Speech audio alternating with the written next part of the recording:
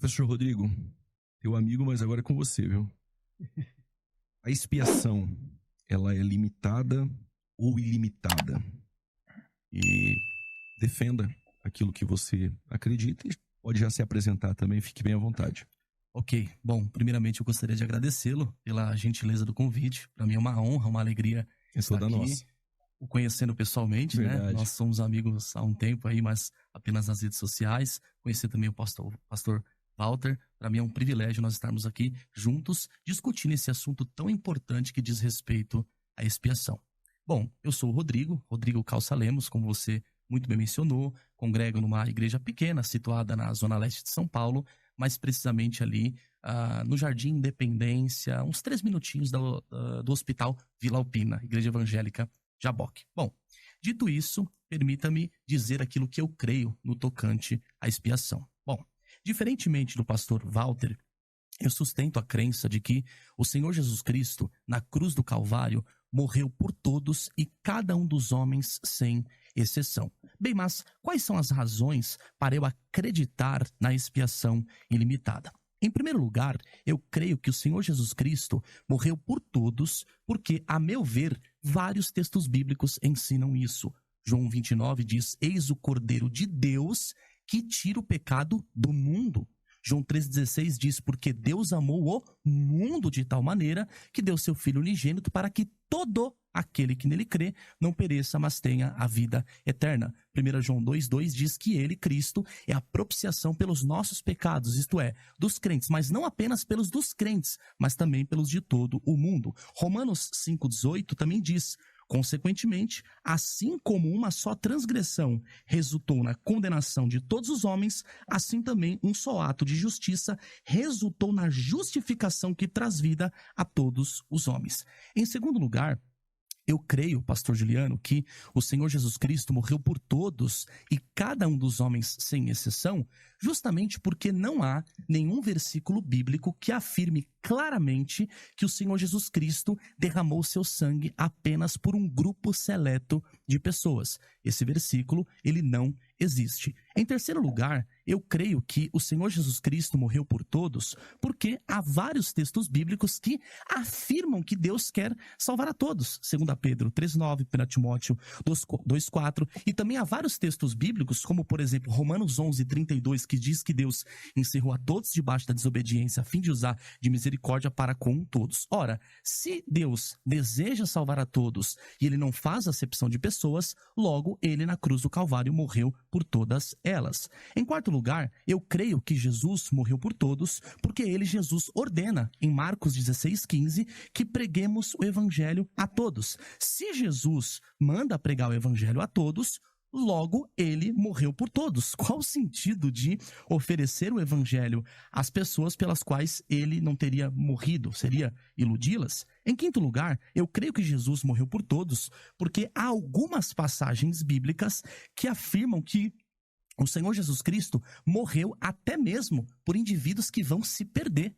A passagem de 2 Pedro 2,1 é um exemplo claro disso. Olha o que o texto diz: assim como no meio do povo surgiram falsos profetas, assim também haverá entre vós falsos mestres, os quais introduzirão simuladamente heresias destruidoras até ao ponto de renegarem o soberano Senhor que os resgatou, trazendo sobre si mesmos repentinas destruição. Pedro, nessa passagem, está claramente afirmando que Cristo pagou o preço de redenção até mesmo pelos falsos mestres que vão se perder. Isso reforça a ideia de que o sacrifício de Jesus foi universal, abrangendo todas as pessoas, sem exceção, mesmo aquelas que se perderão. Em sexto e último lugar, eu creio que o Senhor Jesus Cristo morreu por todos os homens, porque essa era a crença dos primeiros pais da igreja. E eu entendo que eles herdaram essa crença do Senhor Jesus Cristo e dos apóstolos. Indivíduos como Justino de Roma, Clemente de Alexandria, Orígenes, Novaciano de Roma, Eusébio de Cesareia, Atanásio de Alexandria, Hilário de Poitiers, Cirilo de Jerusalém, Gregório de Nazianzo, Basílio de Cesareia, Gregório de Nissa, Ambrósio de Milão, Crisóstomo, Teodoro de Mopsueste, Agostinho Jovem, Cirilo de Alexandria, Próspero de Aquitânia, Teodoreto de Ciro, Leão Magno, Ecumênio, Ambrosiastros e outros criam que Jesus morreu por todos. De forma resumida, não tão resumida assim, essas são as razões pelas quais eu creio que Jesus morreu por todos e cada um dos homens, sem exceção. Agora, se você me permite, eu só quero fazer uma ressalva para que o meu argumento ele fique completo. O fato do Senhor Jesus Cristo ter de fato morrido por todos e cada um dos homens, sem exceção, é importante que se diga que os benefícios da morte dele só se aplica àqueles que, pela graça mediante a fé, creem em Jesus. Então, a salvação não é automática, não é porque Cristo morreu na cruz que a salvação está garantida. O pecador precisa se arrepender dos seus pecados, crer em Jesus para que a expiação seja eficaz. O que Cristo fez foi colocar o homem num estado de salvabilidade. Antes de morrer por nós, era impossível que fôssemos perdoados. Agora que Cristo morreu, o nosso perdão é possível. Essa ressalva é para não deixar margem para uma expiação universal. Para não cair no universalismo. Exato, okay. Exato. Pastor Walter, o pastor Rodrigo, o professor, falou muitas coisas, né?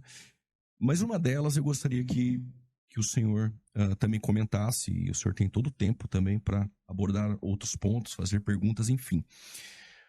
O professor Rodrigo Calça Lemos, ele apresentou diversos textos bíblicos, o senhor pode trabalhar com eles, ou pegar dois e trabalhar, mas ele disse que não tem um versículo na Bíblia que diz que Jesus morreu somente por alguns. Tem esse versículo? Se tem, apresenta. Se não tem, como que a gente faz? Bom, antes de eu entrar nesses textos aí, primeiro que eu gostei muito da ordem, acho que a gente poderia até pegar a ordem que ele expôs aí. 6 pontos. E seguir, acho que seria uma boa. Mas antes de eu entrar, eu queria falar assim, a expiação, ela tem sentido de purificação. Então, a purificação, se a gente fosse usar um sinônimo, a gente usaria assim, a purificação dos pecados. Ela foi particular, limitada, ou universal, ilimitada. Então, quando a gente muda o sentido, a gente já tem que parar 2 vezes para responder se ela é particular ou se ela é universal. Porque é purificação de pecado. Ele purificou. Então, o primeiro ponto é que essa doutrina da purificação universal, da expiação universal, ela é antibíblica. Então eu discordo. Ao contrário, não tem texto bíblico que diz que essa expiação ela foi universal. O segundo, além dela ser antibíblica, ela não é uma doutrina evangélica. Ela não é uma doutrina protestante, evangélica protestante.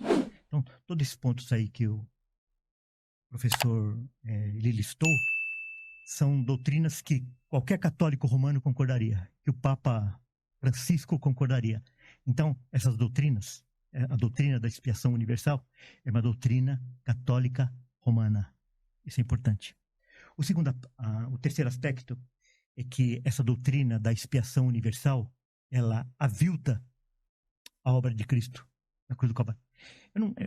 De novo, olha, sim, com muito temor, quero falar com muito temor, porque eu não vim aqui com a intenção realmente de ganhar esse debate. Eu já acreditei em todas essas coisas. E essa doutrina da expiação é a doutrina mais cara do Evangelho.